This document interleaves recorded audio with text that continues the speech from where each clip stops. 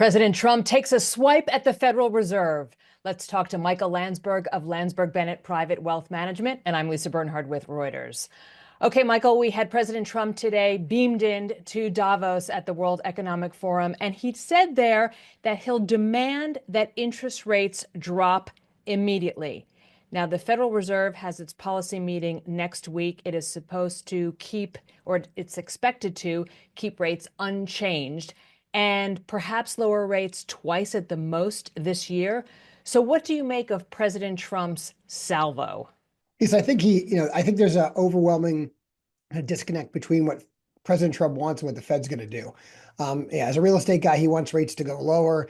I think the Fed has kind of boxed itself into a corner. I think inflation's going higher. It's gone higher the last 3 months. I think it goes higher the next 6 months. I don't really think they're going to even get two cuts in this year. I think they're going to get zero cuts in. So I think there's going to be a disconnect between what the president wants, which obviously is lower rates. He thinks that's going to grow the economy. And the flip side of that, if they lower rates too aggressively, inflation's going to come back really aggressively. And so I think they're kind of in a catch-22. I expect the Fed to sit on their hands and just kind of deal with some of the rhetoric that's going to be out there. Trump, in his speech today, also threatened tariffs on EU nations, goods coming in from EU nations. How do you see that potentially weakening those economies or sparking a trade war? How do you see that playing out and what the ramifications would be?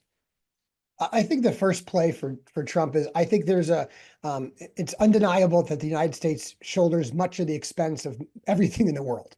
I think Trump has kind of campaigned on that. I think he goes back to that, whether it be NATO, Ukraine, et cetera. I think this is just more of let's get people to the table to talk about how unfair all the rest of the world's problems are on the United States and our economy. So I don't necessarily know if we go through that at this point. I mean, Europe's in worse shape than we are, so I think economically, tariffs are going to not help them for certain. But I'm not sure if we get those. Obviously, tariffs. There's some trade-offs with currencies, but I think this is really more of an opening move to get people back to the table to talk about let's look at dividing some of these expenses more fairly. I think we saw that with him pulling out of the World Health Organization, the Paris Climate again. I think he looks at things and says, "Hey, we're paying more than our fair share. Why should we?" And I think this is just a continuation of that speech. So when he talks about 25% tariffs on imported goods from Canada and Mexico, say, you sort of are still taking that with a grain of salt at this point? Yes, I think part of that with those two neighbors, I think it's got more to do with immigration.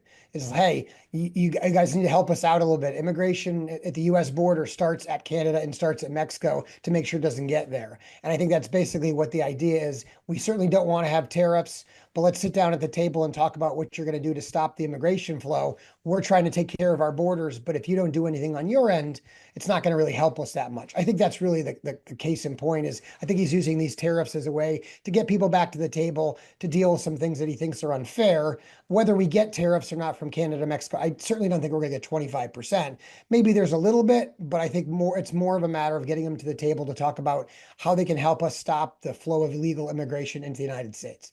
And also from that Davos speech today from Trump, he said that he would ask Saudi Arabia and OPEC to bring down the cost of oil, and crude oil futures fell after he said that.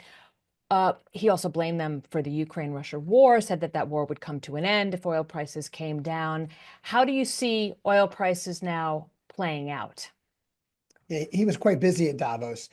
I think when I look at the price of oil, I mean, oil I think is a little bit higher than probably it would need to be.